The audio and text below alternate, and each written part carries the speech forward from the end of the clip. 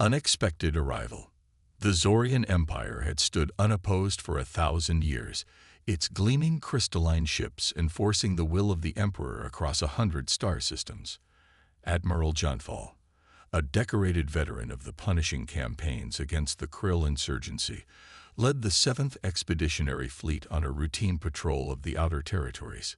He was a proud Zorian, with pale blue skin, a sharp ridge of white horns crowning his head, and the superior attitude that came from belonging to the galaxy's most advanced civilization. Status report. He barked to his bridge crew aboard the mighty warship Dominant. All sectors report clear, replied his first officer. No sign of any foreign incursions or anomalies.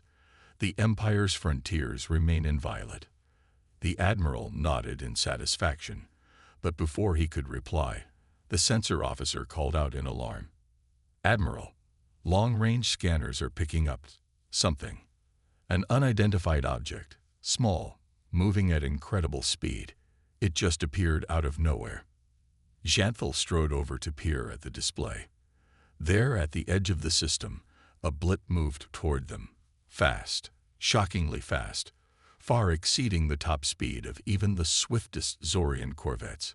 Magnify, he ordered. The screen shimmered, zoomed in. A sleek silver shape slid into focus, like a knife slicing through the void.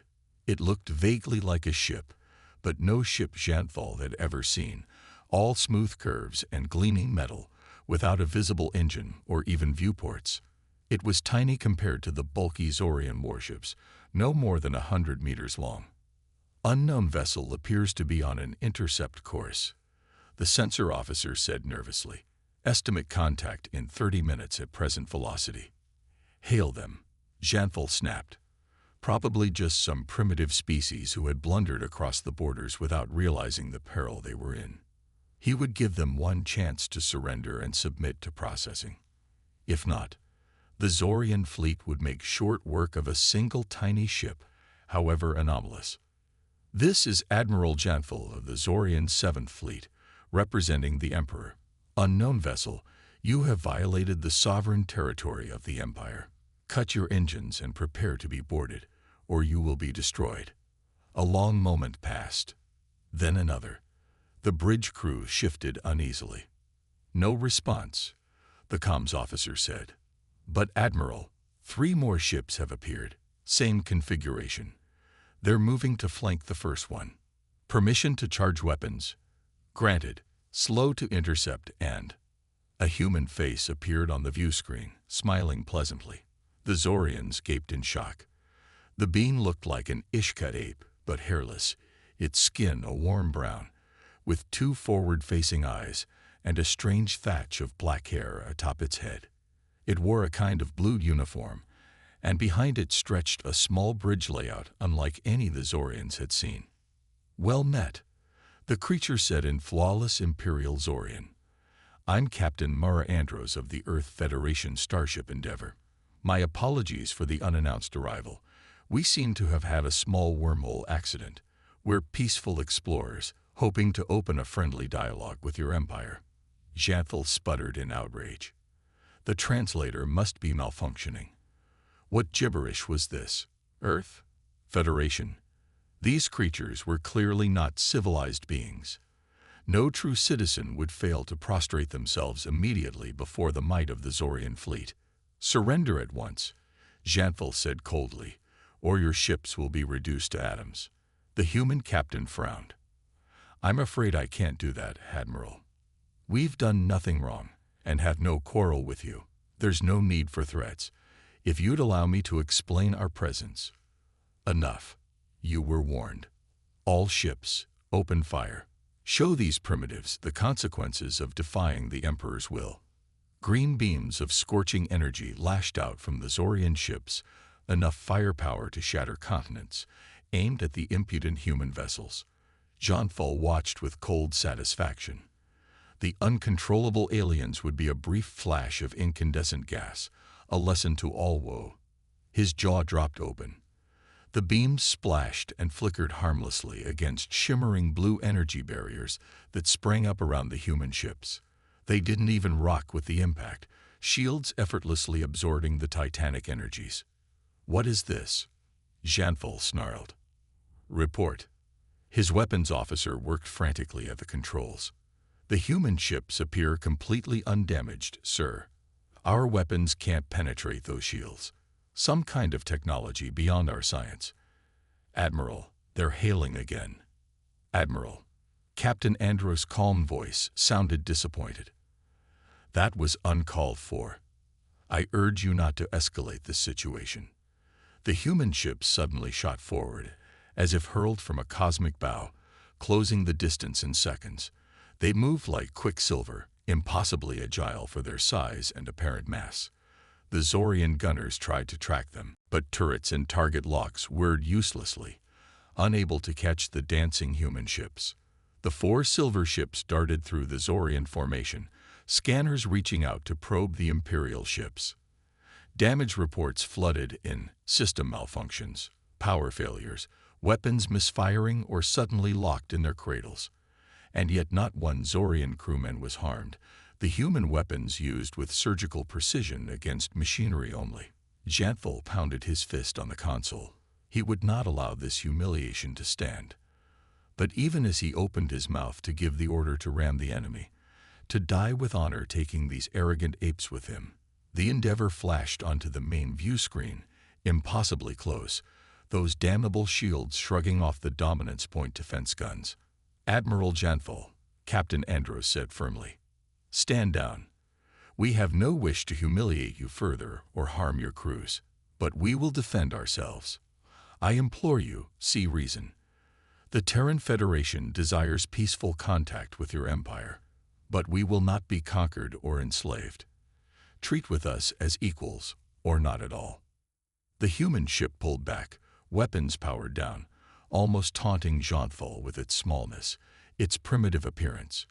And yet the 7th Fleet, pride of the Zorian Armada, lay crippled and wallowing before it, its vaunted technology and imperial arrogance worth less than nothing before this incomprehensible foe. The Admiral ground his teeth, seething with rage and humiliation. But even he could see that this fight was unwinnable, and that these humans represented a previously unknown power that could threaten the very foundations of the Empire. Diplomacy, as distasteful as it was, might be the only way to salvage the situation. At least until the Empire could learn the secret of these shields, of this godlike technology. "Very well," Janthal bit out. "We will talk, human. You are correct that unnecessary conflict is unwise. But do not think this matter settled. You have made a grave mistake, challenging the Empire so boldly. There will be a reckoning." "I look forward to the conversation," Captain Andros replied coolly. "We have much to learn from each other. I trust you will see in time that our differences are not so great as you imagine." Andros out. The view screen went blank, once again showing the starfield and the 4 enigmatic human ships, now holding respectful formation just out of weapons range. In the stunned silence of the Dominance Bridge, Admiral Janthal barely heard the damage reports still trickling in, the frantic dispatches to Imperial Center informing the Emperor of this unprecedented contact. He stared at those impossible silver ships, and despite his anger, felt an unfamiliar and unpleasant emotion stirring in his gut. The challenge. In the aftermath of the skirmish, an uneasy truce prevailed between the human ships and the Zorian fleet. Admiral Janthal, still smarting from the humiliation of his decisive defeat, nevertheless grudgingly agreed to parley with Captain Andros and the Earth Federation representatives. Shuttles ferried emissaries between the Endeavor and the Dominant, while Zorian technicians worked frantically to repair the damaged warships. Engineers pored over sensor logs of the brief battle, trying to decipher the secrets of the humans' incredible shields and propulsion. But the readings defied analysis, hinting at scientific principles far beyond the Empire's understanding. In the Admiral's private briefing room, Captain Andros sat across a long crystalline table from Janthal and his senior officers. Holograms flickered, showing technical schematics and star maps. The human captain remained poised and professional, her eyes bright with intelligence, but some of her crew were visibly awed by the grandeur of Zorian engineering. The seamless blending of function and aesthetics, the casual opulence of imperial might. All except one. Lieutenant Jax Morrow, the Endeavor's tactical officer, lounged in his seat with an infuriatingly cocky grin. He was young for a command position, with an unruly shock of blonde hair and an air of brash confidence that set Xanthal's teeth on edge. "Impressive ship you've got here, Admiral," Morrow drawled. "Love what you've done with the decor. That whole Crystal Cathedral of Doom vibe. Very stylish. Bet it takes forever to dust, though." Xanthal bristled, but Captain Andros shot her subordinate a quelling look. "Lieutenant, please.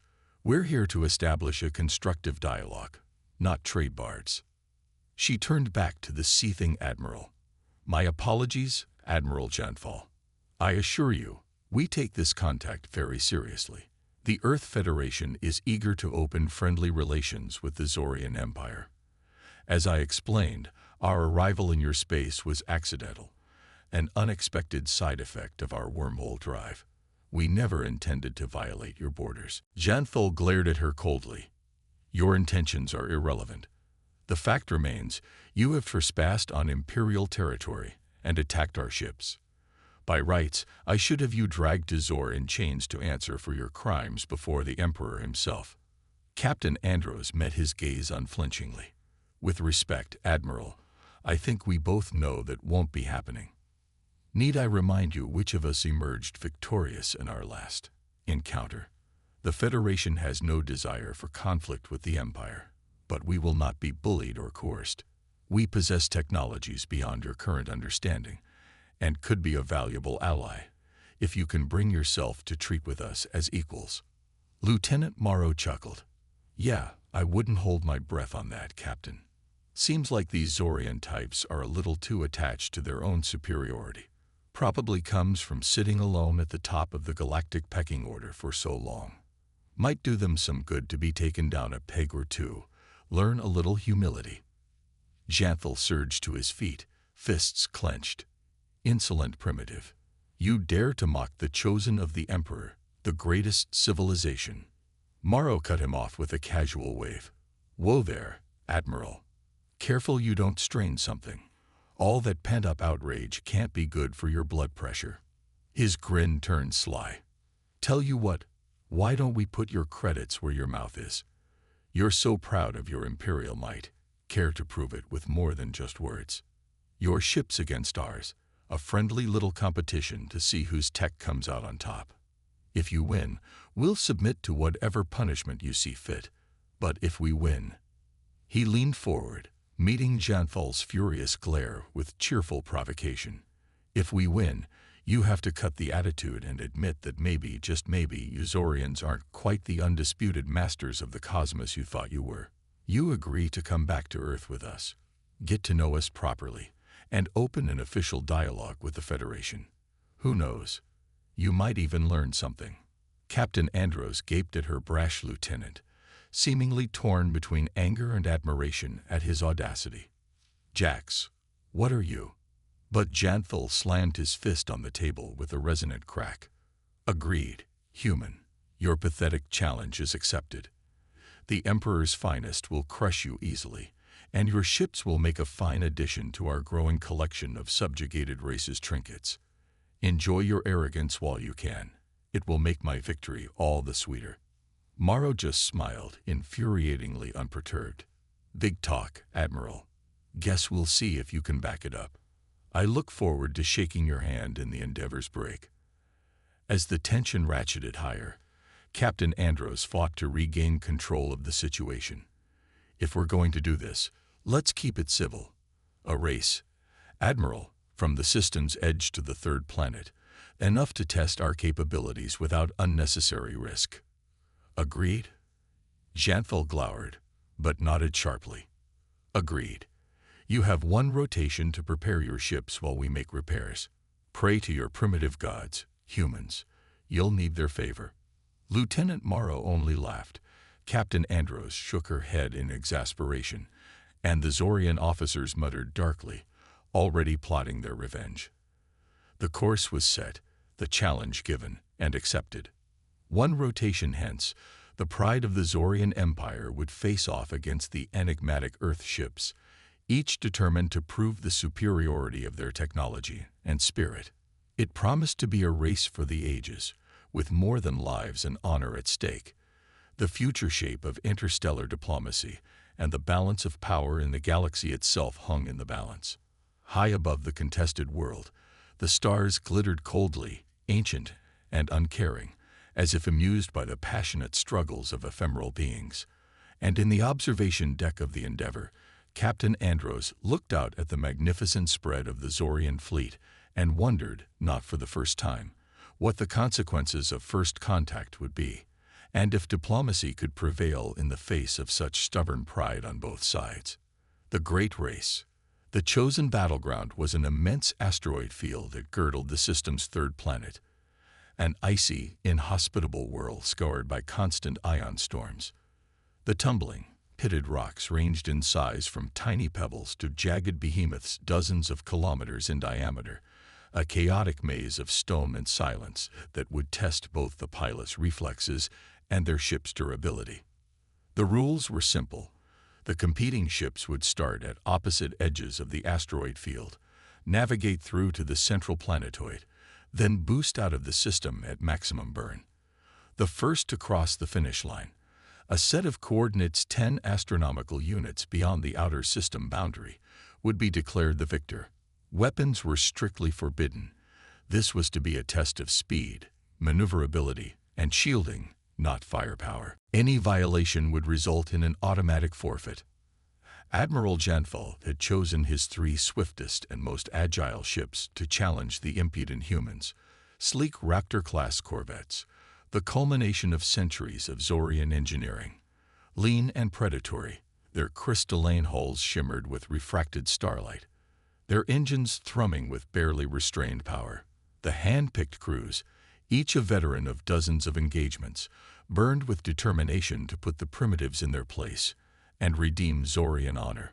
On the Endeavour's bridge, Captain Andros made the final checks, her face tight with mingled anticipation and concern. Despite Lieutenant Morrow's cocky conviction, she knew they were taking a terrible risk. The Zorian ships were an unknown quantity, and Imperial technology, though outmatched by the Federation's in some areas, was clearly highly advanced. An accident or miscalculation could spell disaster, to say nothing of the diplomatic consequences if the humans were perceived to have cheated or taken advantage. But there was no backing out now. Morrow and his hand-picked squadron, the Endeavour, the Dauntless, and the Tenacious, each a marvel of Terran ingenuity, were already in position, their crews poised and ready. Over the comms link, Andros heard the good-natured jibes and laughter of the pilots as they ran their final checks, their voices edged with the hyper-focused intensity of those who routinely danced on the edge of disaster. "Endeavour to all ships," she called, her voice steady. "Prepare for acceleration on my mark. Keep it tight and clean, and watch those crossfires. Stay loose, stay alert, and make me proud out there." And Jax, "Yes, ma'am." Lieutenant Morrow's grin was audible. "Try not to distract the Zorians with your witty banter this time, at least until after you've left them eating your ion trail." "No promises, Captain, but I'll do my best." Andros shook her head ruefully, then opened the link to the Zorian flag bridge. "Captain Andros to Admiral Janfeld. We are ready to begin at your command. Good fortune, and may the best crew win." The Admiral's face, when it appeared on the view screen, was a rictus of barely controlled outrage and anticipation. "Luck is for the weak and incompetent, Captain. The 7th Fleet needs no such crutch. Watch and marvel as the might of the Zorian Empire eclipses your pathetic efforts. All ships, assume starting positions. Countdown commences. Now."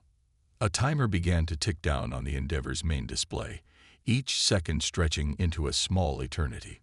The bridge crew watched their consoles with fierce concentration, making minute adjustments, eking out every last drop of performance from the ship's systems. In the asteroid field ahead, chunks of fractured stone jostled and spun, tracing intricate patterns of darkness against the hard, uncaring stars. Andros felt her heartbeat slow, her senses sharpen, that old familiar rush of adrenaline and focus that had carried her through 100 nail-biting maneuvers in the years of her captaincy. 10 seconds, the helmsman reported, his voice taut as a wire. All systems in the green. Reactors at maximum output. Copy that. Andros's gaze never left the viewport, the glittering expanse of the Zorian fleet suddenly forgotten. Her universe narrowed to this single crystalline moment. All ships, stand by. A brief, yawning silence. The timer hit 0, and the starting klaxon blared.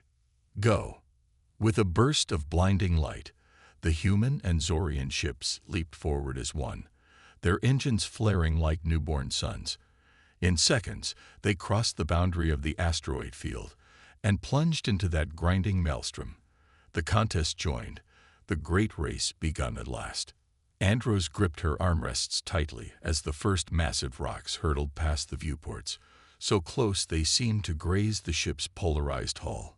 On the tactical display, she saw the dauntless and tenacious, mere blurred ghosts of light and motion, jinking and weaving through the chaos with preternatural skill. And beyond them, the Zorian corvettes, sleek and swift as striking vipers, already straining to close the distance, to snatch victory and vengeance for their wounded pride. The ship shuddered as a micrometeorite burst against the shields, the impact barely felt through the dampeners. The inertial compensators strained to keep pace as Lieutenant Morrow flung the Endeavour through a dizzying series of turns and rolls, the ship responding as if it were an extension of his will. Ahead, a massive asteroid loomed like a small moon, its surface pitted and cracked, spinning with ponderous menace. "Hold on," Morrow called out, his voice exultant. "This is where it gets interesting." With a twist of the controls, he sent the Endeavour into a spiraling dive, straight toward the heart of the tumbling colossus. Andros's eyes widened as the rocky surface filled the view screen, the tiny ship dwarfed by the asteroid's immensity. Closer and closer they drew, until it seemed they must be smashed to atoms against that stony hide. And at the last instant, Morrow wrenched the ship into a stomach-churning twist, inverting their orientation and firing the ventral thrusters at maximum burn. The Endeavour shot forward like a bullet from a railgun, skimming a bare meter above the asteroid's surface. So close the hull rang with the impacts of dislodged pebbles and grit. Shattered stones sprayed in their wake. The ship's passage scored a long, thin furrow across the primitive rock. On the sensors, the Zorian ships appeared to hesitate, thrown off by the Endeavour's daring maneuver. They swerved to follow, but their bulkier frames, unused to such unpredictable tactics, couldn't quite match the smaller ship's agility.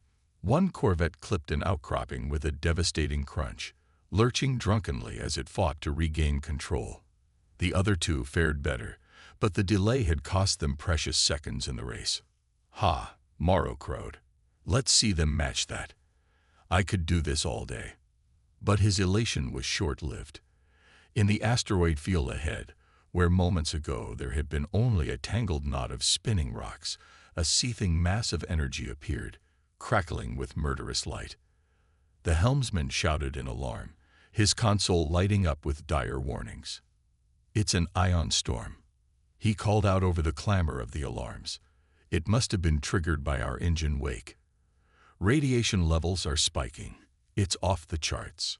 Captain Andros felt her blood run cold. An ion storm here.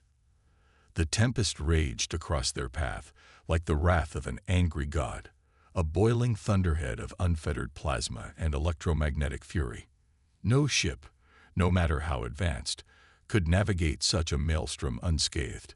Even the Endeavour's shields would be hard-pressed to withstand such an onslaught for more than a few moments. And yet, they couldn't turn back. Not with the Zorians hot on their heels, not with so much riding on the outcome of this race. Gritting her teeth, Andros leaned forward, her eyes locked on the churning inferno ahead. "All power to forward shields," she commanded.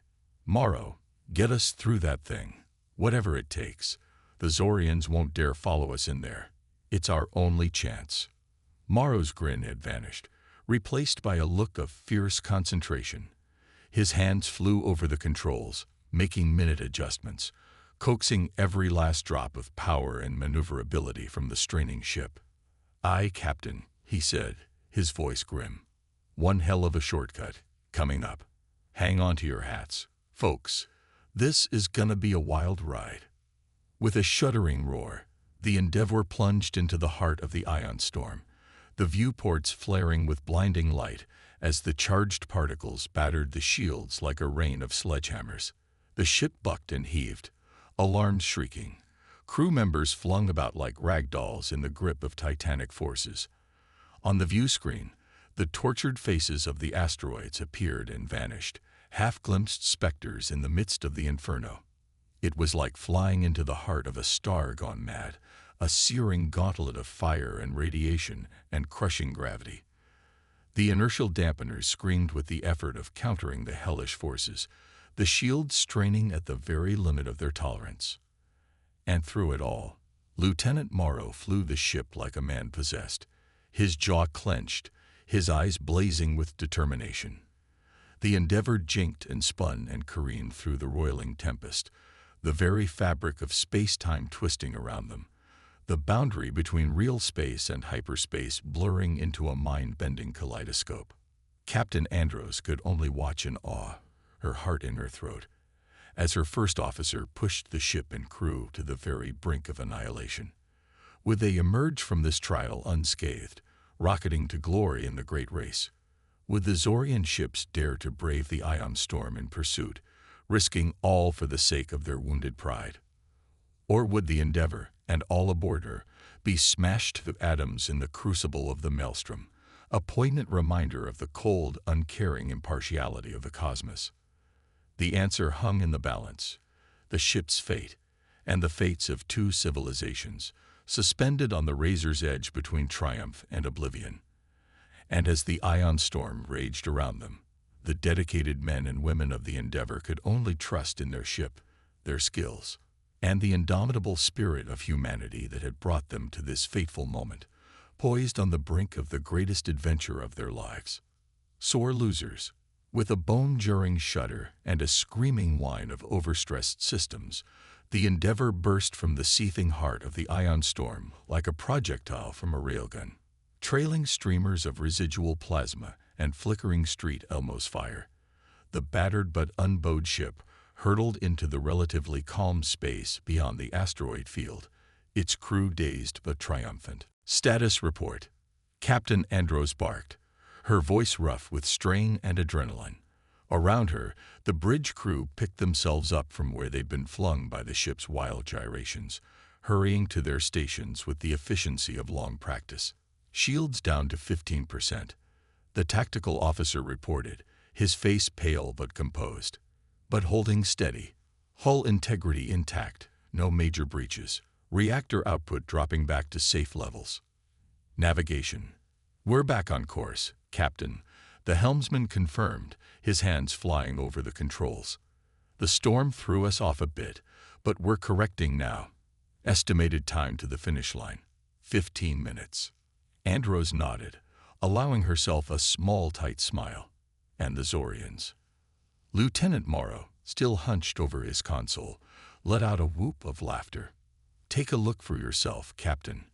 On the main view screen, the image shifted, zooming in on the roiling boundary of the ion storm they'd just escaped. There, limping out of the maelstrom like broken toys, were the Zorian corvettes, or what was left of them. Their sleek, crystalline hulls were scorched and pitted, great ragged gaps torn in their superstructure, venting atmosphere and debris. One ship's entire stern section was simply gone, sheared away by some unimaginable force, its reactor flickering fitfully. Andros let out a low whistle. "Looks like they tried to follow us through after all. Guess their shields weren't quite up to the challenge." "Their mistake," Morrow said with a feral grin. "Bet they're regretting that little test of honor idea right about now." As if to punctuate his words, the lead Zorian ship, the one that had been savaged the least by the ion storm, swung around to face the Endeavour, its forward weapons array lighting up with an ominous glow. Unidentified Earth ship. A harsh, distorted voice blared over the comms, shot through with static and barely controlled rage. This is Commander Janlock of the Imperial Corvette Kishara. You are hereby ordered to stand down and prepare to be boarded. Surrender or be destroyed. Captain Andros shared an incredulous look with her bridge crew. Is he serious? They're in no shape for a fight, and we won the race fair and square. I don't think fair is a concept they're too familiar with, Captain Morrow drawled. Sore losers, the lot of them. Andros keyed the comms. Commander Janlock, this is Captain Andros of the Endeavor. With respect, we have no intention of surrendering. The terms of the contest were clear, and we have emerged victorious. Stand down and honor your agreement, or...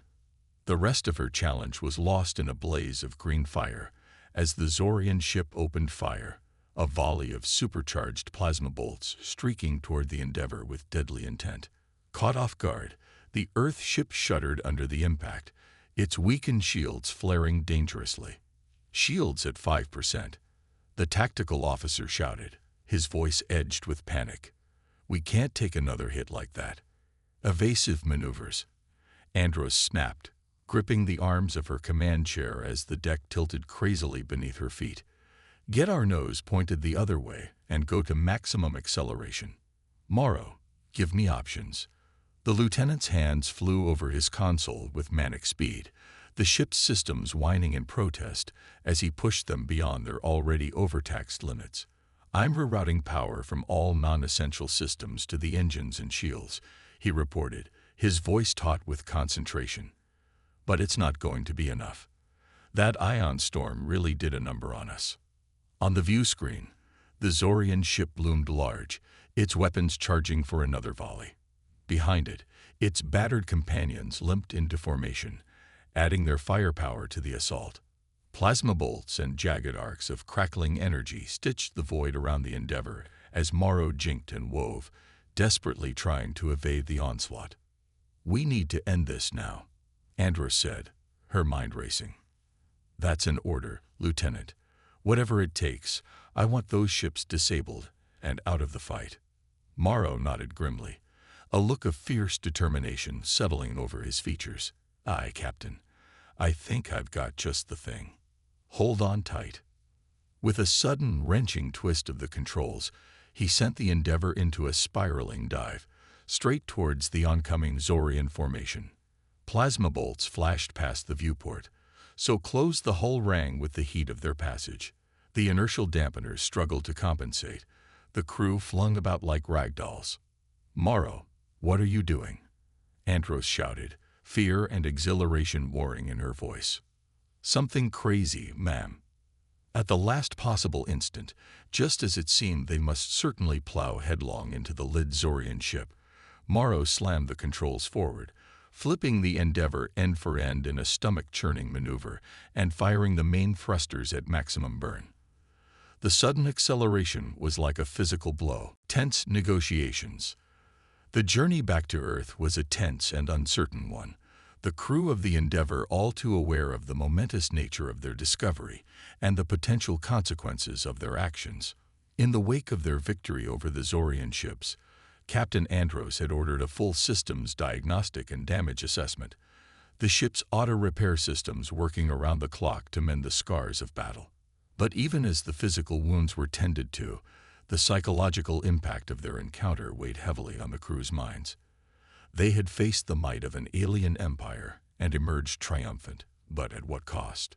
The Zorians were proud and powerful, unused to defeat, and the humiliation of being bested by a supposedly inferior species would not be easily forgotten or forgiven. As the Endeavor limped back towards the Sol system, its crew couldn't help but wonder what reception awaited them. Would they be hailed as heroes, the intrepid explorers who had expanded the frontiers of human knowledge and capability? Or would they be condemned as reckless adventurers, their actions risking a devastating interstellar war that humanity was ill-equipped to fight? For Captain Andros, the weight of command had never felt heavier. She knew that her decisions in the coming days and weeks could chart the course of human history for generations to come.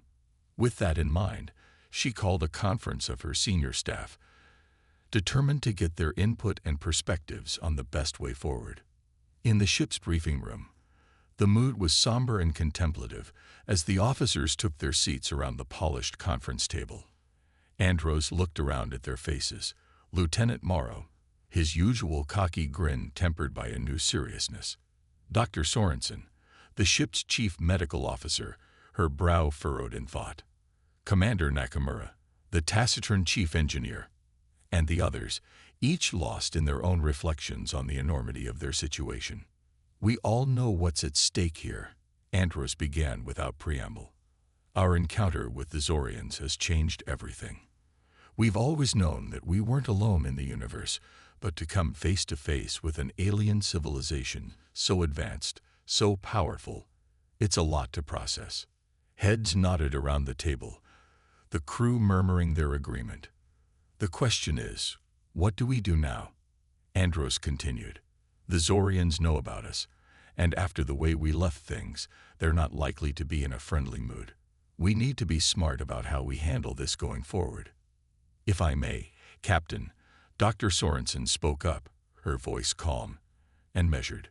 From what little we know of Zorian physiology and psychology, they seem to place a high value on strength and dominance. Our victory in the race, and our ability to disable their ships, will have seriously undermined their sense of superiority. They'll be looking for a way to reassert their status and save face. Morrow snorted. So what? We just roll over and let them push us around. We beat them fair and square, and we have the technological edge to prove it. I say we use that to our advantage, make them think twice about messing with humanity. But Nakamura was shaking his head. It's not that simple, the engineer said quietly. Yes, our technology is advanced, but from what we've seen, the Zorians are no slouches in that department either. And they have the advantage of numbers, resources, and who knows how many other subject species under their control. A direct confrontation would be a disaster. Agreed, said Andros, tapping a finger on the table thoughtfully. We need to find a way to engage the Zorians diplomatically, to make them see that cooperation and peaceful coexistence are in everyone's best interests. But that's going to be a tough sell, given the way our first contact went down. She paused, an idea slowly taking shape in her mind. It was a gamble, but then again, everything about this situation was a gamble. And if it worked, it might just give humanity the leverage it needed to deal with the Zorians on an equal footing. Nakamura, what's the status of our Zorian guests? She asked, referring to the crew of the disabled corvettes they had left behind. After the battle, Andros had ordered that they be brought aboard the Endeavor, ostensibly for medical treatment, but also as a precautionary measure to keep them from alerting the rest of the Zorian fleet. Stable for now, the engineer reported. We've got them under guard in the ship's brig. A few bumps and bruises, but nothing serious. They're not happy about it, though. Andros nodded slowly. I think it's time we had a little chat with our new friends. If we can convince them to work with us, to act as intermediaries between our two civilizations, it might just give us the opening we need. Morrow looked at her incredulously. You want to trust the Zorians? After they tried to blow us out of the sky, Captain, with all due respect, that's crazy. But Andros held up a hand, her expression determined. I'm not suggesting we trust them blindly.